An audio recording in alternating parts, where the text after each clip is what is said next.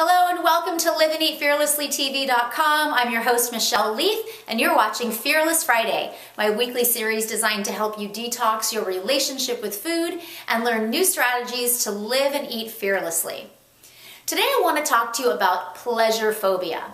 If you watched last week's episode, we talked a little bit about why food plans don't work and how one of the best practices I can recommend is to actually begin to trust yourself in the moment.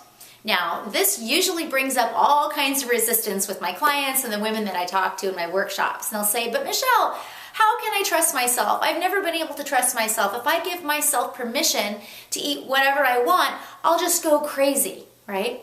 I'll go and I'll eat a whole cheesecake, right? We have this fear of allowing ourselves to have pleasure with food. I totally get it. I've had that experience myself for many, many years. I have that experience on a regular basis. An unfortunate but regular basis. Here's the thing about pleasure phobia.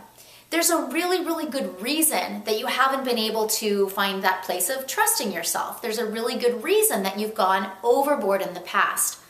And when you understand that, you can actually recalibrate and find your way back to that place of permission that's really grounded. The first reason that we tend to go overboard with pleasurable foods is just, first of all, a natural corrective response to being deprived, right? As soon as we make something forbidden or make it bad or wrong, it instantly triggers an intense desire for that thing. It's just kind of the way our human psyche works. It wants to reconcile opposites, right? Think about the classic story from the Bible, the Garden of Eden and the forbidden fruit, right? As soon as that fruit became forbidden, Adam and Eve couldn't help but go for it. It's the same thing with us and some of the foods that we judge or label as bad. So let's just use chocolate for an example. Let's say that you feel that chocolate is a food that you shouldn't eat, that it's bad, that it's decadent, it's fattening, or whatever it might be, and yet you crave chocolate all the time. So you finally break down and you say, oh, I'm gonna let myself just have one piece of chocolate. Next thing you know, you're eating the whole bag, right? So, and I get it, like I said, I've been there. The reason for that is that, first of all, you've been feeling so deprived that once you finally got a taste of the chocolate, like that inner rebel just, like I just want all the chocolate. Number two, somewhere in your mind, you're most likely telling yourself, this is my last chance, it's the last supper, I'm gonna eat this chocolate now, but tomorrow, no more chocolate, right? So it's sort of like, this is my last opportunity to get this, and I need to have it all now because I'm never gonna have it again. So again, it puts us into this really, precarious dance with the substance that we have labeled as bad. The second reason is that when you're in that state of like eating all of the Hershey Kisses or whatever it may be, you're very likely not aware and you're very likely anxious because the level of anxiety that led up to you finally allowing yourself to have the peace, like from all that tension, has created a stress response in your body. And when you're in a state of stress chemistry, your cortisol levels are elevated in your body and in your bloodstream. And cortisol is a hormone that actually desensitizes you to pleasure. It turns off your pleasure receptors because it's basically a fight or flight response. And if you are in a fight or flight situation, you don't want to be distracted by some kind of a pleasurable experience. Your body accounts for that by turning down the pleasure receptors. So it's going to take you a lot more pleasure, a lot more of that substance to get the pleasure that you were seeking. So you may think, okay, fine, I just want to have some chocolate, but God, I just can't get enough, right? I'm not satisfied. That comes from this stress response. The third reason is when you're eating in that particular kind of a scenario, you're highly unlikely to be really present and really getting any real pleasure from that food.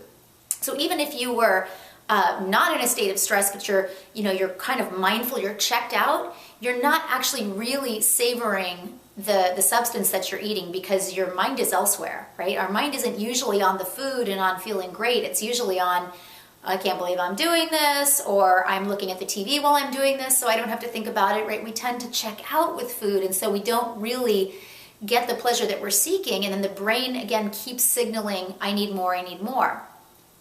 So these are, again, some of the physiologic reasons that you may not have been able to trust yourself when you gave yourself permission, which was actually really more of a conditional permission, to enjoy some kind of a pleasurable food.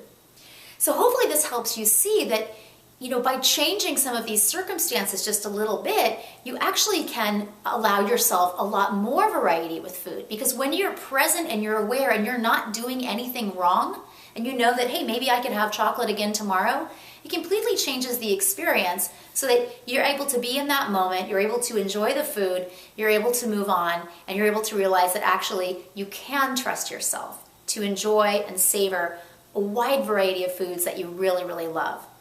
So if you've been struggling with pleasure phobia, I hope this helps to give you a new perspective for that and recognize that it's nothing to do with there being anything wrong with you or you not being trustworthy with food, but simply slight misunderstanding about how our body and our psyche really works. So I hope you found this helpful. If you liked it, please subscribe to the channel, share it with your friends on Facebook, leave me a comment below and let me know what you think. And I'll see you next week on Live and Eat Fearlessly TV.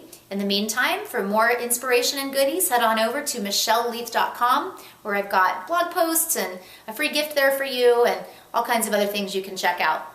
Until next time, have a super nourishing weekend, and I'll see you next Friday.